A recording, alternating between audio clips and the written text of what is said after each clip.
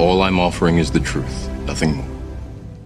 Remember, the body is characterized by inertia. Quimby brought this out over 100 years ago. He said, your body moves as moved upon. Your body acts as acted upon. In other words, you can play on your body a melody of love or a hymn of hate. Your body doesn't care. Your body is a confluence of atoms. It's molecular. So your body is characterized by inertia. Remember that. It cannot originate any movement. It has no initiative, no self-conscious intelligence, no volition in and of itself. No more so than a stone. You have to move a stone from one place to another, don't you? Your body is composed of primordial substance. It is molded by your thought. And as you change your thinking to conform to spiritual standards, you will have new cells and new tissues as you fill your mind with the eternal verities and the truths of God. Supposing you sever your arm or your leg from the body and you put it on a shelf or on a table, it cannot get cancer, tuberculosis, ringworm, or any disease under the sun. Why? Because it's separated from the mind. It will undergo disintegration, which is a natural phenomenon, but that's not disease. For example, supposing your thoughts are full of fear and anxiety and worry, you may well get gastritis, which is an inflammation of the lining of your stomach. You may get ulcers.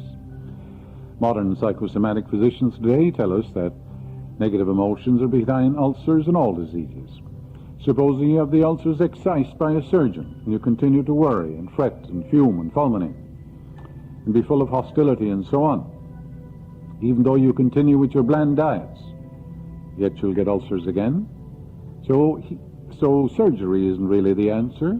Thousands and thousands of people have been healed of ulcers by filling their mind with the truths of God, establishing peace and harmony, thinking on whatsoever things are true, whatsoever things are just, whatsoever things are lovely, whatsoever things are pure, and whatsoever things are honest, thinking from the standpoint of harmony, health, peace, love, and goodwill, filling their mind with these eternal truths. And then, of course, they have a new body, because you have a new body every 11 months anyhow, new cells and tissues and bones and everything. There is no such thing as an incurable disease. There are incurable people who believe they can't be healed. Many people have been healed of malignancies. They've broken the shell. Others haven't, because of the intensity of their fear buried in their subconscious mind. The consciousness of love, of course, is the greatest healing power there is. There are many people who are untutored, unlettered, who have no knowledge of anatomy or physiology. But they have a great consciousness of love. They're marvelous healers. Some people, doctors and surgeons and others, are amazed at the miraculous healings performed by these unlettered people. It is a consciousness of love, you know, that contemplate the wonders of it all, that here is an infinite intelligence that guides the planets in their course, that causes the sun to shine. And they realize also that here is an infinite intelligence which enables the astronomers to tell us when Halley's comet will return to a split second, and governs the entire cosmos with undeviating laws and principles. They realize the indescribable beauty of God. They realize absolute harmony in nature. And they realize the divine love implanted in all of us, where the mother goes all over the world trying to heal her child suffering from infantile paralysis, or a spastic child, or where a brother serves time for his sister. He said he was the one who committed the crime. Or there's the soldier in battle who says, well, I'm not married, I have no children. He gives his life for his comrades who are married and who have children. Yet all of that love, though wonderful it is but a faint adumbration of that infinite ocean of God's love. Therefore, the person with that consciousness of love, realizing that the will of God for all men is life, love, truth, and beauty, and as they build that consciousness of love within them, they are the greatest healers. Dr. Flanders Dunbar, who has written a book called Emotions and Bodily Diseases. She took degrees in theology. She's a distinguished psychiatrist as well as medical doctor. And she brought out an interesting case, or cases, I should say. She spoke about a Dr. Groddick. He reported that a shoemaker was going blind, the shoemaker, attributed to, of course, his work. And he was told to give it up. But, however, his eyes didn't get any better. He suffered from retinal hemorrhages. That is, hemorrhages in the tiny blood vessels of his eyes. Now, what did the doctor do? He said it was psychogenic. Psychogenic simply means it's of emotional origin. And he went to work on this man and discovered the things he didn't want to see in life, the things he resented and so forth, and he got him to give up his negative condition, his negative emotions, and his eyes were restored to normal. Psychosomatic authorities, meaning doctors who study the psyche or the soul of man and study emotions, they report, for example, that glaucoma and detached retina are associated with mental and emotional disturbances. For example, I read a few years ago that there were 500 cases of glaucoma admitted to the Chicago Eye and Ear and Throat Hospital in Chicago, and research workers discovered that about 25% of them suffering from glaucoma had hatred towards relatives, which of course affects the eyes. Something you don't want to see. What is it you want to shut out in your world? What is it you wish to exclude? Well, you see, your subconscious mind goes to work on that, because that's your command to your subconscious. And then it brings about an occlusion of your vision. Dr. Dunbar recites a case where a woman was taken to a mental asylum and her sister began to lose her sight. Why? Because she felt guilty, because she hadn't been kind to her sister, and she wanted to punish herself now. She said, oh, I didn't treat her right, you know, I'm guilty, and so on. And when the doctors went to work on her and told her, after all, that wasn't her fault, her sister was carried to a psychotic ward, and that that was the cause of her retinal condition, she was restored to inward peace through psychological and psychotherapeutic treatment. Her eyes cleared up perfectly. She realized what she was doing to herself, and of course that she had to forgive herself as well as her sister, mean to bless her sister and stop condemning herself. Self-condemnation knows the curse of curses. Self-condemnation, self-criticism are highly destructive. Some years ago, a doctor friend of mine had ulcers in his right hand. He was a surgeon. This was when I lived in New York some years ago. He belonged to a club of mine, and we got talking one day, and he said, you know, this hand of mine doesn't heal, and I can't operate. He said, I've tried everything under the sun. I've gone to specialists. I've tried ointments and lotions. I've tried x-ray therapy and all manner of therapy. And yet, he said, these ulcers continue. And I said to him, Doctor, why do you think it's the right hand? You know, the right is your objective world in the Bible, and the left is the subjective. I said, did you do something for which you feel guilty? He said, yes. He blushed, and he said, yes, but that was years ago when I was an intern. And I said, would you do it now? He said, no, I would not. Well, I said, you're condemning an innocent man. You're not the same man. Mentally, you're not the same. You have a new vision of life. Emotionally, you're not the same man. Physiologically or physically, you're not, because every 11 months we have a new body, including the bones of our body. And spiritually, you're certainly not the same man. So I said to him, you are condemning an innocent man. And I said, no one is condemning you. The God presence doesn't condemn. If you cut yourself, it heals you. If you burn yourself, it reduces the edema, gives you new skin and tissue. The tendency of life is to heal. The will of God for everyone is life, love, truth, and beauty, something transcending your fondest dreams. The tendency of life is to heal, to restore even the psychotic, the raving maniac. The tendency of life is to restore that person to harmony, health, and peace. For that's the movement of life. That's the rhythm of life. That's the way of life. And God is the life principle, animating all men.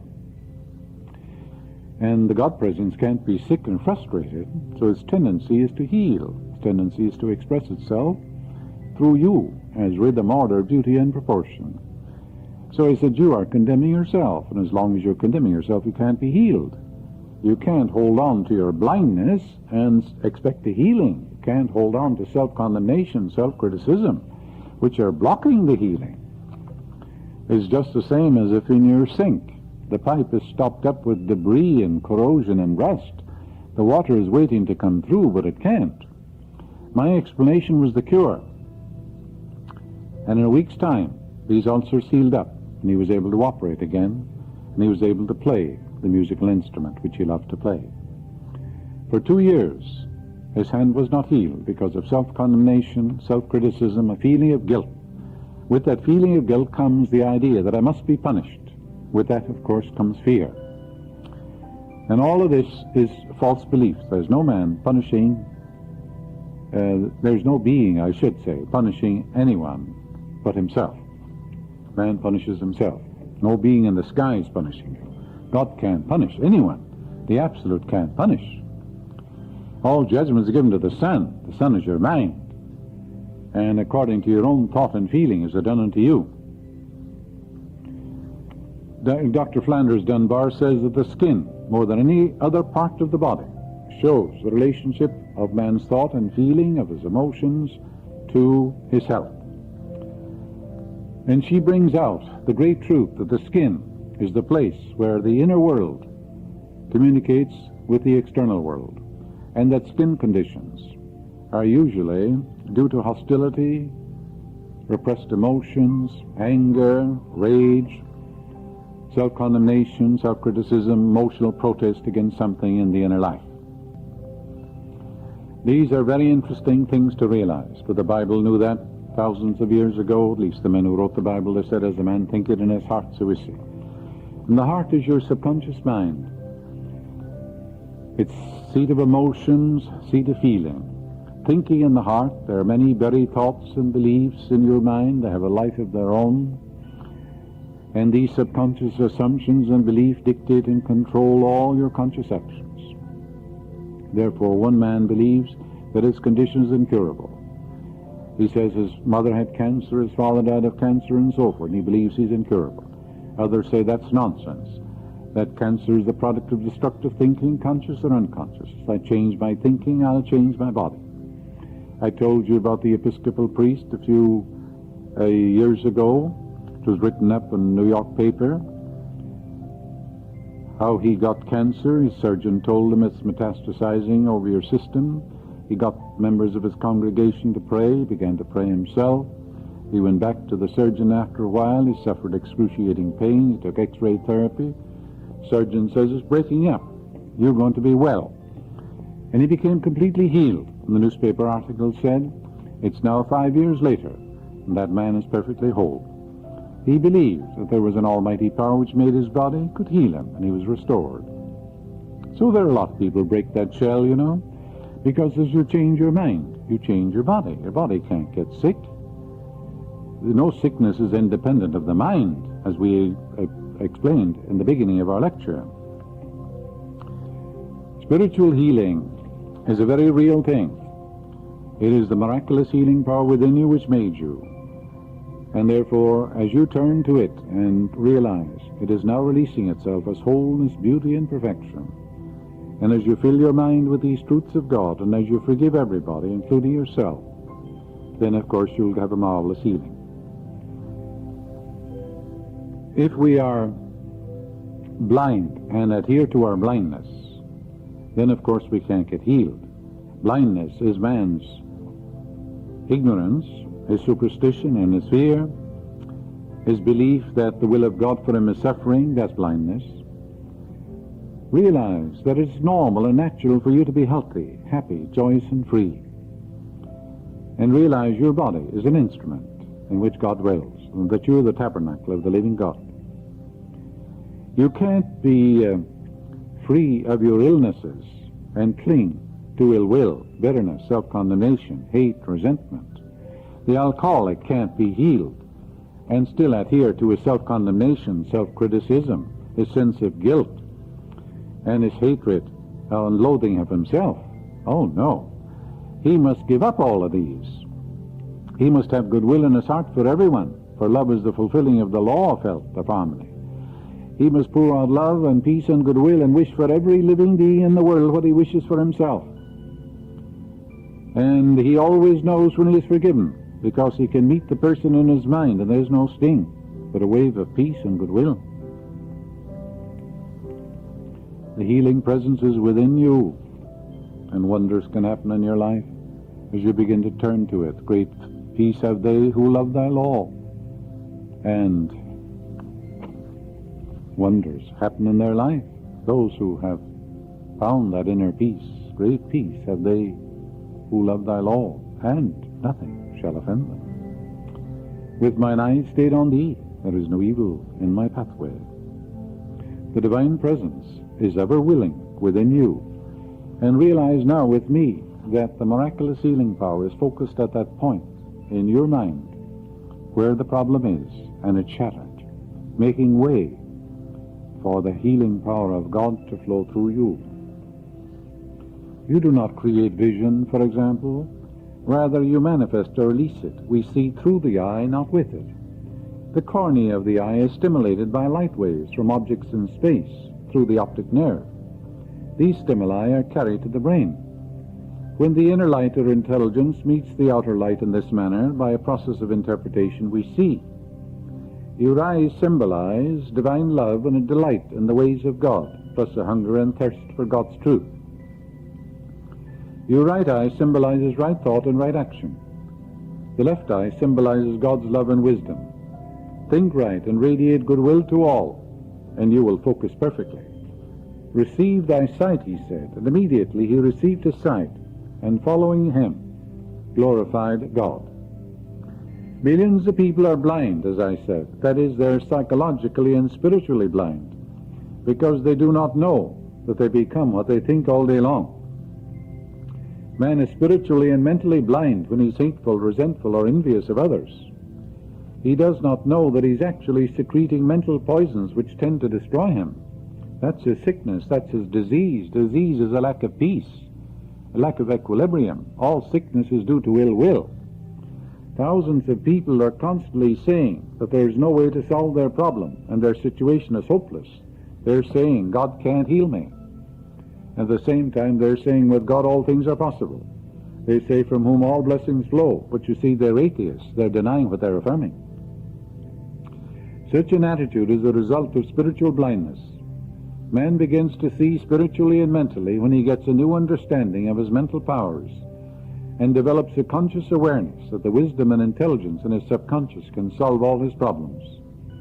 Everyone should become aware of the interrelationship and interaction of the conscious and subconscious mind. Persons who were once blind to these truths, after careful introspection, will now begin to see the vision of health, wealth, happiness, and peace of mind that can be theirs through the correct application of the laws of mind and the way of the Spirit.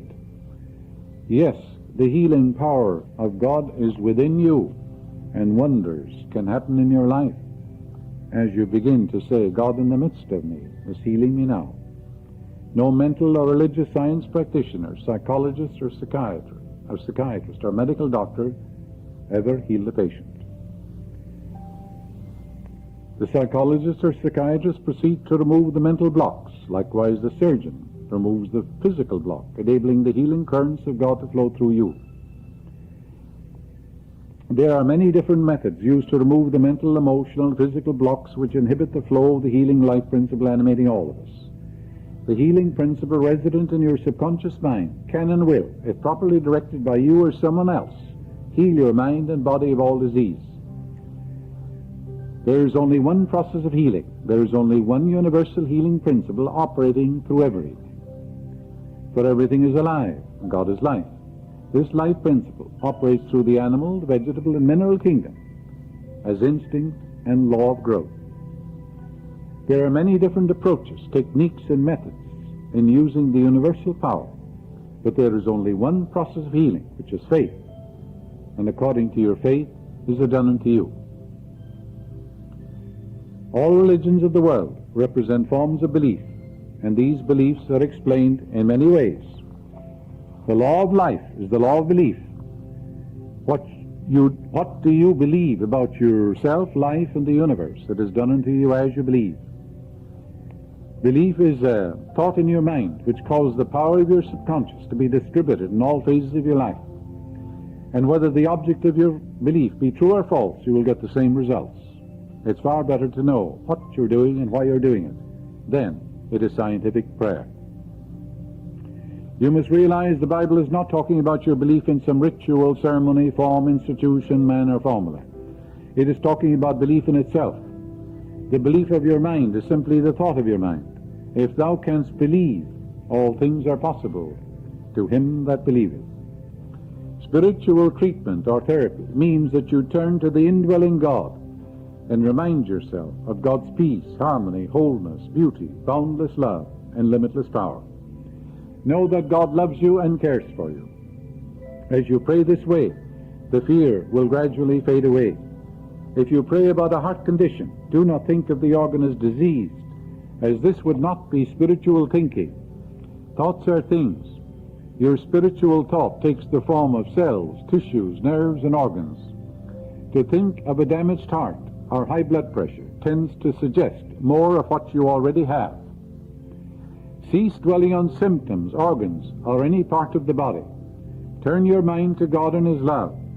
Feel and know that there is only one healing presence and power, and to its corollary, there is no power to challenge the action of God. Quietly and lovingly affirm that the uplifting, healing, strengthening power of the infinite healing presence is flowing through you, making you every whit whole. Know and feel that the harmony, beauty, and love of God manifest themselves in you as strength, peace, vitality, wholeness, and right action. Get a clear realization of this, and the damaged heart or other diseased organ will be cured in the light of God's love. God in the midst of you is healing you now. Glorify God in your body, now and forevermore.